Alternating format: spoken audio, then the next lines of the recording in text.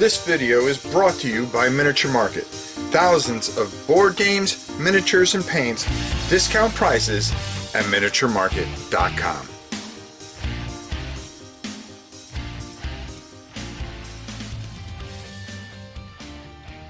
Hey everybody, it's your old pal Rob. Now, today I wanted to bring up a couple of really different type of things. I want to talk about Games Workshop. First of all, they're increasing their prices, which isn't a big deal because everything's increasing. My God, it's $8 for a dozen of eggs. So, you know, a perfect example for them to utilize. Well, everybody else is raising prices. Why don't we do too? Let's raise the prices and give you less. Okay, and it's only on certain things, not on box sets and stuff like that. But what's really disturbing is, you know, when you take a look at what happened at the Las Vegas Open, what did they really reveal? Okay, oh boy, some new models. Okay, and we're going to come out with certain teams for 40K, and we're going to come out with these particular models and books for Age of Sigmar. So what does that really mean in the end of things? Well, I'll be honest with you. The only box set that they revealed was another kill team. Another Space Hulk battle with just different models and maybe a couple of different extra things. For me, that's okay. But it made me really think, okay? And what it comes down to is how many people are really playing 40K or Age of Sigmar anymore? Because it seems like people are buying the product, buying the models, and a lot of it sits on the shelf because I just went to my storage unit and I just saw about a whole bunch of different box sets that had Dominion sitting there, unopened. I have a Necromunda box sitting there, unopened. You know, I have 40K, you know, Age of Sigmar stuff, not open. 40K stuff, not opened. And I'm going, what am I doing?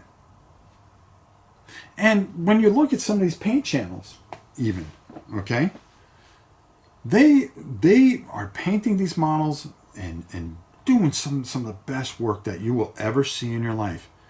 And guess what, folks? They don't play the game. They don't play the game. They paint it because that's their specialty, but they're not interested in playing it. Oh, I would like to play, but I don't have time because I'm so busy. Okay, that's understandable. I get that. And this isn't about them. This is people aren't playing it. There's not that overwhelming love to play 40K or Age of Sigmar.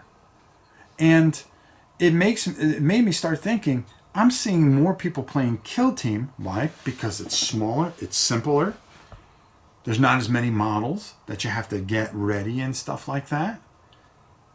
If you spend all your time painting up a 2,000 point army, who are you going to play against a lot of times? Where are you going to find the time? You know, what happens is you move on to the next thing a lot of times. Because if you paint up one 2,000 point army, that means you're going to have to rely on someone else to play with you, meaning that they have to have an army totally painted or put together even. Okay? And then if you don't have anybody, like out here in the middle of nowhere in Farmville, okay, what you're going to do is you are going to end up painting a second 2,000 point army. Okay? And by then, you're totally exhausted. I found I've done more Kill Team and more Warcry stuff than I've done anything else. Dungeon Bowl. I got that together pretty quickly. There wasn't a lot of miniatures to it. It was easy to get together. It was easy to okay, all I got to do is just paint these two teams and let's go. People seem to be gravitating to things that keep their attention and do not want to invest a whole bunch of time into. And it seems almost that GW is kind of more focused on Kill Team and some Warcry stuff than they are their actual their actual big line of games. It's like, okay, and people get tired because by the time they've collected everything for 40K or Age of Sigmar, another edition comes out. And when another edition comes out, it's like, okay, what do I do with all this stuff? Because all new sculpts are going to come out for the next edition. And that's how the engine rolls with Games Workshop. I remember some time ago, and it was quite a while ago, when I was in Connecticut, and a guy I knew, he was there was a Games Workshop store in the West Farms Mall. This is before it went away, and this is going back some time. And we were talking about, oh, they're coming out with a new edition. It's not that good. Why are they doing that? It's all new models for, I forgot whether it was Warhammer Fantasy or it was 40K.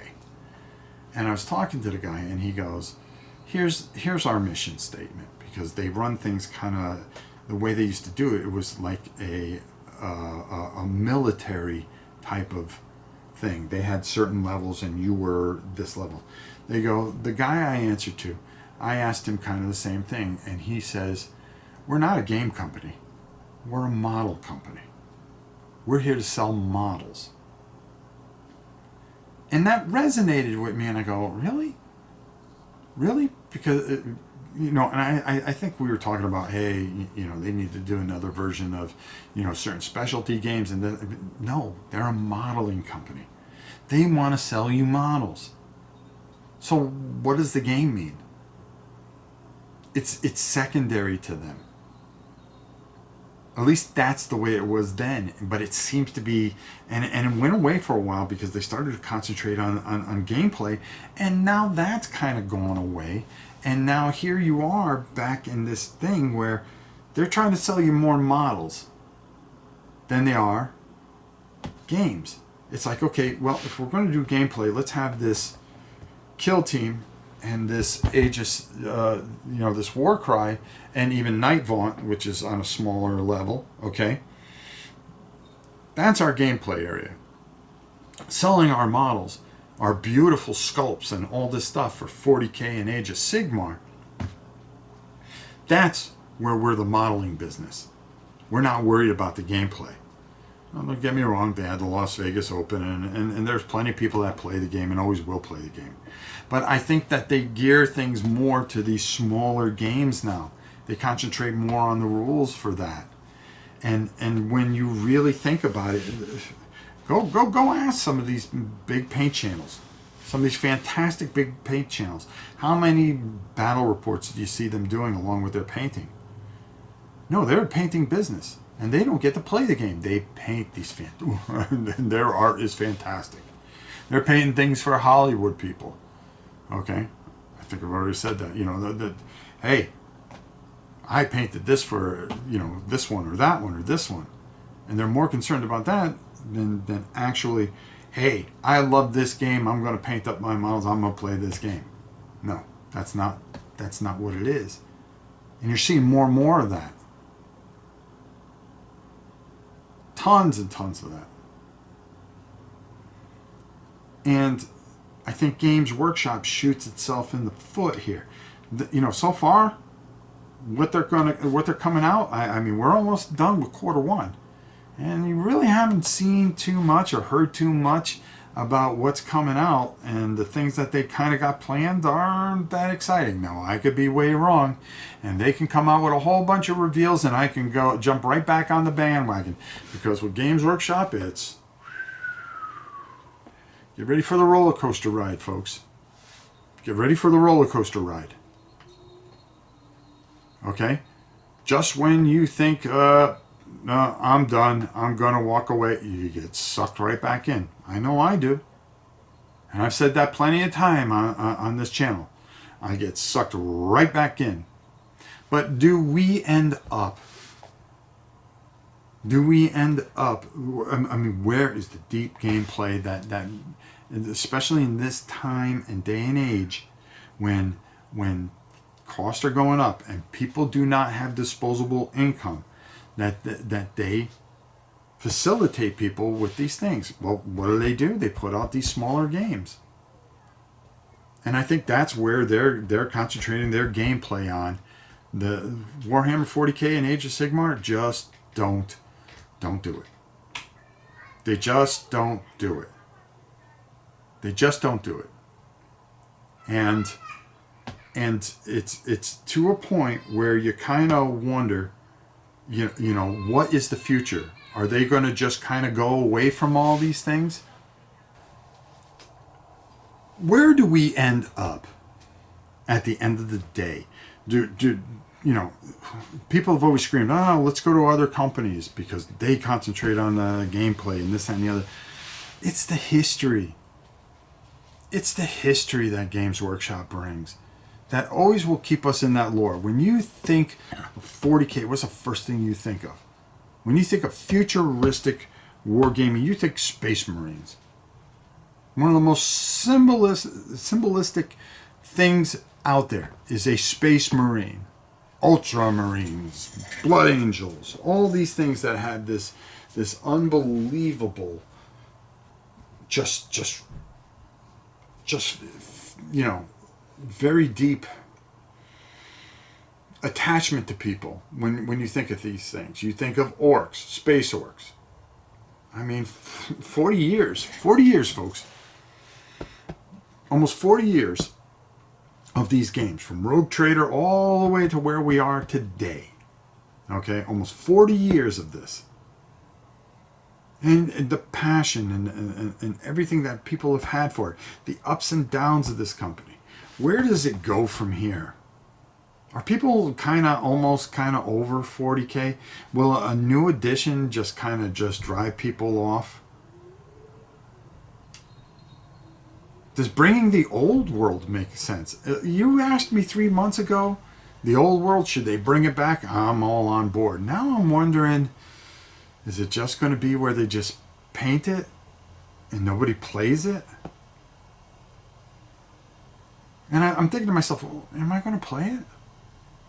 I mean, I was one that says, oh, I want the old world back, because I'm not a big fan of Age of Sigmar. I'm really not. I'm not. I like the old rank and file stuff. I like the old models to a degree. The newer stuff, I mean, it's beautiful. And I like playing Warcry, which makes no sense at all, right? I love Warcry because it's just small, it's condensed, bing, bang, boom, and I'm done. I also loved Mordheim back in the day. I don't know. Where do we go from here? Where do all these channels go? These painting channels. You know, is something going to come out that they paint and play? Because you love the personalities. I mean, they're fantastic. They have all the skill in the world, and they have all the talent in the world, and you know, to see them play is just as fun. Because they're wonderful people who have wonderful businesses. You want to see them play it too. Because maybe they would get even more enjoyment out of painting it too. Instead, well, you know, I've got about 2,000 point armies. They'll play one of them. Yeah, they could sell them and make money, plenty of money. And that's how they keep those wonderful businesses going. You know, and it's a head scratcher. Where, you know, the price increase, you know, the underwhelming Las Vegas Open reveals. There were a lot of them, but it was just underwhelming. Where do they go from here? Where is the next step? How does it go? Are they going to concentrate more on these smaller kill teams and stuff like that? And maybe kind of scale back on the 40Ks and the Age of Sigmars? Because they're not, you know, people aren't clamoring for those sets as much. At least at my local game store. All that stuff they recently come out with. Oh, well, they're doing this. Oh, yeah. And a lot of the people are, oh, yeah. They're playing other things. Conquest is starting to gain a little traction. which I don't know enough about. Maybe I should take a look at it. Firefight from Mantic, gaining a little traction. Makes you think, where do they go from here? And it's all reasonably priced. People don't have the disposable income. They want depth. They want great gameplay, and they want good value. Are you going to be getting that soon? With price increases and lesser models and stuff like that? Or do they change their focus and say, well, the way we're going to be able to do this is these smaller games. And our bigger thing, well, that's where we're going to sell our models. And does that ruin the integrity of one of the most historic games? Any kind of fantasy Warhammer or 40K? I don't know. Head scratcher. We'll have to see what the future brings. I would love to hear what you think about this. You know, the price increases, the channels that just painted don't play it. It kind of just hey, we're gonna put out a kill team box. Yeah, it's the same Space Hulk. We're just gonna change the armies. It's a head scratcher. I don't know. What do you guys feel? Where's Games Workshop headed? What are they doing? What's the future hold? Every time you count them out, though, boy, they just rise like a phoenix from the sky, phoenix from the ashes, and they blow you away. We'll have to see what this next loop brings us. That's for sure. Until next time, it's your old pal Rob. You can email me at novaprime860@hotmail.com, or you can just leave a comment, a polite comment, and whether you agree or disagree. And I look forward to what you have to say. Until next time, it's your old pal Rob. I'll see you soon.